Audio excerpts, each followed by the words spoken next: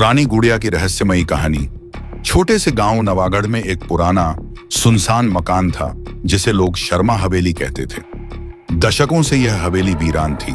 लोग कहते थे कि वहां रात को अजीब अजीब आवाजें आती हैं, कभी किसी बच्ची के हंसने की तो कभी किसी के रोने की। कोई भी उस हवेली के पास जाने की हिम्मत नहीं करता था, खासकर रात के समय। गांव में रहने वाली रिया नाम की एक 10 साल की बच्ची बहुत जिज्ञासु थी। उसे रहस्यमयी कहानियां और रोमांचक चीजों की खोज करना पसंद था। एक दिन जब वह अपने दोस्तों के साथ खेलने गई तो खेल खेल में उसकी नजर हवेली के गेट के पास पड़ी। धूल से ढका हुआ दरवाजा थोड़ा सा खुला हुआ था। क्या हम अंदर चलें? रिया ने अपने दोस्तों से पूछा। नहीं, वहां भूत रहते हैं, उसका दोस्त अमित डरते हुए बोला। पर रिया की जिज्ञासा बढ़ चुकी थी। वह धीरे धीरे दरवाजे को और खोलकर अंदर चली गई। हवेली के अंदर धूल और जाले थे। खिड़कियों के टूटे हुए शीशे हवा में सरसराहट कर रहे थे। चलते चलते उसकी नजर एक पुराने लकड़ी के बक्से पर पड़ी जो हॉल के कोने में पड़ा था। ये क्या है? उसने धीरे से बक्से को खोला। अंदर एक बहुत पुरानी गुड़िया रखी थी। वह गुड़िया लाल रंग के कपड़ों में थी। उसकी आंखें कांच की बनी हुई थी जो बहुत ही असली लगती थी। रिया ने गुड़िया को उठाया और गौर से देखा। जैसे ही उसने गुड़िया को छुआ, उसे लगा कि हवेली के अंदर ठंडक पड़ गई है। अचानक हवा के एक झोंके से दरवाजा जोर से बंद हो गया। रिया घबरा गई और जल्दी से बाहर भागी। रिया ने उस गुड़िया को अपने घर ले आई। पहले तो सब कुछ ठीक था, लेकिन अगले ही दिन अजीब घटनाएं होने लगी। रिया को लगा कि गुड़िया खुद ब खुद हिल रही है। रात में उसके कमरे से हंसी की हल्की हल्की आवाजें आने लगी। एक दिन माँ ने देखा कि रिया आधी रात को उठकर किसी से बातें कर रही थी। रिया, तुम किससे बात कर रही हो? माँ ने पूछा।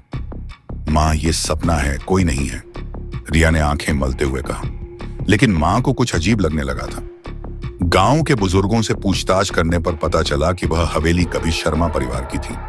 उनकी एक छोटी बेटी थी, सुनैना, जिसे गुड़ियों से बहुत लगाव था।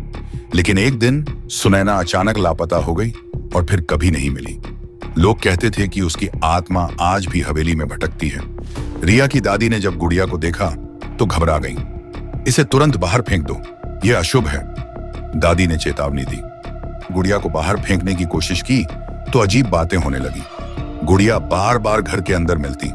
एक बार माँ ने उसे कुएं में फेंक दिया, लेकिन अगले ही दिन वह फिर रिया के बिस्तर पर थी। गुड़िया के आने के बाद रिया की तबीयत बिगड़ने लगी। वह अजीब अजीब बातें करने लगी। कभी कभी वह सुनैना की तरह बातें करती, जैसे कोई दूसरी आत्मा उसके अंदर आ गई हो। एक रात माँ और पिताजी को महसूस हुआ कि रिया किसी से बात कर रही थी। तुम मेरी गुड़िया क्यों ले गए? रिया की आवाज में एक अलग ही गूंज थी। माँ डर गईं। उन्होंने तुरंत गांव के पुजारी को बुलाया। पुजारी ने बताया, यह गुड़िया सुनैना की आत्मा से जुड़ी हुई है। जब तक इसे सही तरीके से मुक्त नहीं किया जाएगा, यह किसी को नहीं छोड़ेगी। उन्होंने एक विशेष पूजा की और गुड़िया को फिर से हवेली में ले जाकर वहीं दफना दिया। जैसे ही उन्होंने ऐसा किया, हवेली से एक धीमी सी रोशनी निकली और फिर सब कुछ शांत हो गया। रिया की तबीयत धीरे धीरे ठीक होने लगी। अब हवेली के पास से गुजरने पर भी अजीब आवाजें नहीं आती थीं। अंत में इस घटना के बाद गांव के लोगों ने हवेली को साफ किया और वहां एक मंदिर बना दिया। अब वह जगह डरावनी नहीं रही, पर एक सवाल हमेशा रह गया। क्या सच में गुड़िया में कोई आत्मा थी या यह सिर्फ एक संयोग था? यह कोई नहीं जानता। लेकिन रिया अब भी कहती है, गुड़िया मेरी दोस्त थी, वो सिर्फ अपनी कहानी बताना चाहती थी।